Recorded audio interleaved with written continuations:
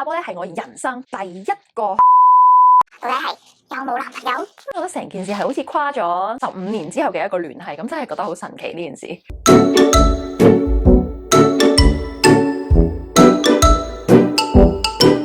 Hello， 大家好，我係 Irene。今日呢一集係答問題環節，決定喺呢一條片入邊解答有唔少觀眾由我第一日開始做 channel 嘅時候就一直問嘅問題。咁呢個 channel 嘅宗旨就係咧，堅持就會得到勝利。所以不論係推介咗我食但我未食嘅美食，你問咗個問題但我未答，你都只要堅持咧，咁我他朝有一日咧，咁我就會解答或者係去食你哋推介嘅美食噶啦。記住要 keep 住 comment，keep 住 like，keep 住留言，keep 住問。事不宜遲，開始。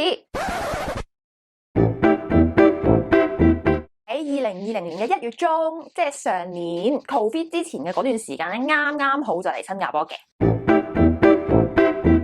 點解依家都嚟到新加坡嘅？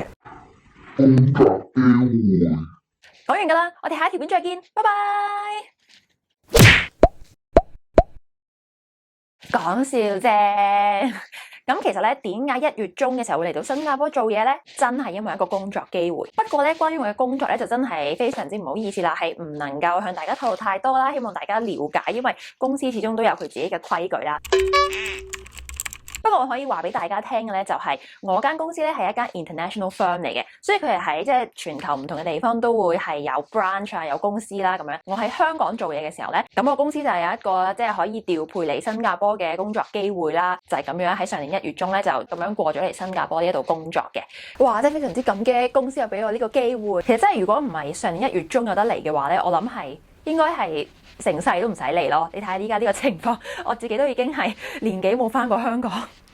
咁呢一個就係點解有好多時候有朋友可能會留言問我，或者係 send email 去問我，Irene 到底係點樣喺新加坡揾工㗎？你係咪靠 agency 揾工㗎？定係用咩方法？咁其實咧好老實講咧 ，agency 啊或者係喺新加坡揾一份新工咧，我真係完全係沒有任何嘅經驗，亦都冇辦法去教大家或者係 share 更加有用嘅 tips 啦，因為我個人真係冇經歷過。你問我，我都係問 Google 大神㗎咋。當然，如果你想嚟新加坡做嘢嘅話，記得出埋 MOM 個網啊。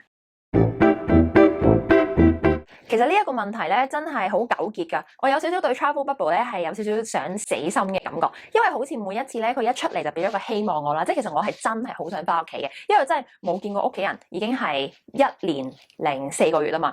所以你問我想唔想翻，我當然係極想翻，係極想見屋企人。但係每一次一聽到 travel bubble 出嚟之後咧，就有其他嘅，譬如係多咗 case 啊，或者一個情況係變得再比以前複雜咗少少，咁就令我覺得唉，篤穿咗一個希望咁樣。咁所以我而家嘅心態咧就係靜觀其變。我暫時係未有呢個計劃咧去買機票或者係諗緊幾時翻香港，因為始終咧我身為一個 work pass holder 咧，如果大家係有去 MOM 嘅網站或者平時係有睇新聞咧，你都係會知道，身為一個 work pass holder 咧，如果你要出新加坡再入新加坡咧，其實係一件都幾複雜嘅事情嚟，即係都會有唔一樣嘅限制，所以就我會希望睇下個情況穩定咗，到底係有冇人成功咁樣來回翻嚟一次咧，咁可能我先至會計劃幾時翻香港。但係咧，我係一直都有諗，如果翻香港咧，我大約係要做啲咩啊，食啲咩啊，拍啲咩片啊，呢啲都一直係有喺我心入邊嘅。所以大家同我一齊集氣加油，希望兩地疫情都快啲好啲咧。咁即係所有譬如喺香港嘅新加坡人啊，或者喺新加坡嘅香港人咧，都可以翻屋企見屋企人啦。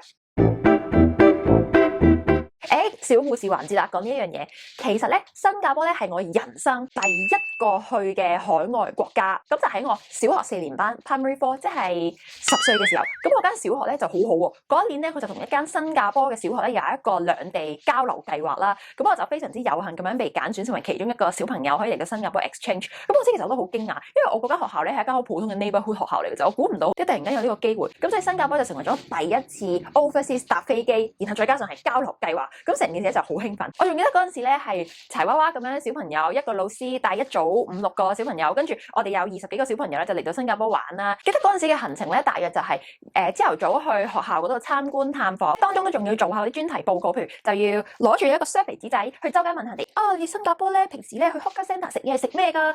新加坡人咧你哋去買餸係點㗎？新加坡人點解呢度啲屋咁抵？嗱，我10歲嗰陣時就已經問呢個問題，問到我今年25歲喺度26歲唔記得咗。我做 video 嘅時候咧，都仲係探討緊呢個問題，即係證明我對新加坡真係好有興趣。我或者去 aquarium 或者係去 science museum， 跟住夜晚咧就去 safari， 即係 night safari 啦。仲有去邊度咧？仲有去其中一個同學仔嘅屋企家訪，一路咧都係有繼續同嗰陣時我去家訪嗰個同學仔咧，我哋有 keep 住嗰陣時 @yahoo.com 嘅 email 來往啦。咁後尾慢慢咧就真係少咗聯絡。不過直到我上一年嚟新加坡嘅時候咧，我就揾翻我嗰一個小朋友同學仔，咁就又同佢重新聯繫翻。咁覺得成件事係好似跨咗15年之後嘅一個聯繫，咁真係覺得好神奇呢件事。哇！呢條問題問到爛啊，係由 channel 啱一開嘅時候問到今時今日，就好似喺呢度，哇！喺 MBS 嗰條片最多人問，哇！到底係有冇男朋友？係有嘅，同埋係一個 True Blue Singaporean 嚟嘅，係有男朋友㗎。呢件衫真係超舒服。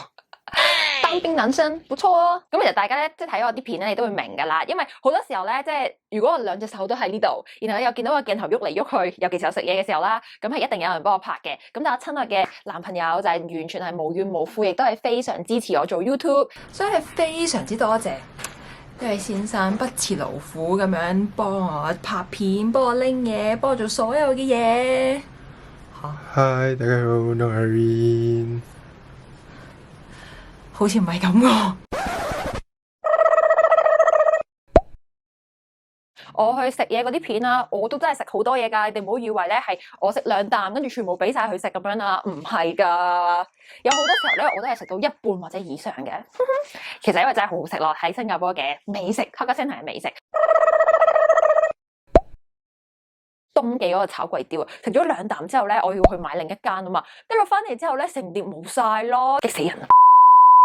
我有一個新加坡人嘅男朋友咧，可能就正正解答咗好多人嘅問題，就係點解我嚟咗其實唔係好耐，可能係半年、1年有多嘅時間，點解我可以 pick up 啲嘢 pick up 得咁快？例如係 Singlish 啦，例如係呢度嘅嘢食啦，例如係一啲呢度嘅本土文化。其實我覺得咧，有一個 local 男朋友咧係有極大嘅加成。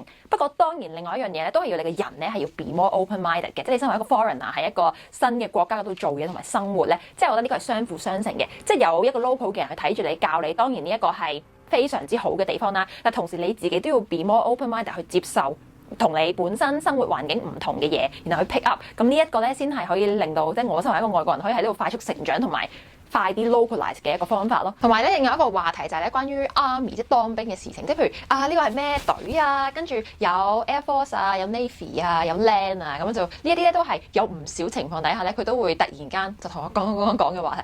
咁一開始咧真係唔知道咧當兵係發生咩事啊，不過依家即係聽得耐咗咧，咁就設身處地啲，咁就會知道原來係咁，reservice 原來係咁，咁希望解答晒大家嘅疑問啦。咁如果有咩問題，你仲想知多啲嘅，咁你繼續喺下面 comment 啦。咁我哋之後可能就再做另一條片解答下大家其他嘅問題啦。咁就係咁啦，開唔開心啊？好，咁我哋下一條片再見啦，拜拜。我啱啱同人講，你喺東記食炒粿條，食晒個炒粿條。炒粿條好好食。他請我說炒粿條，還講好好食。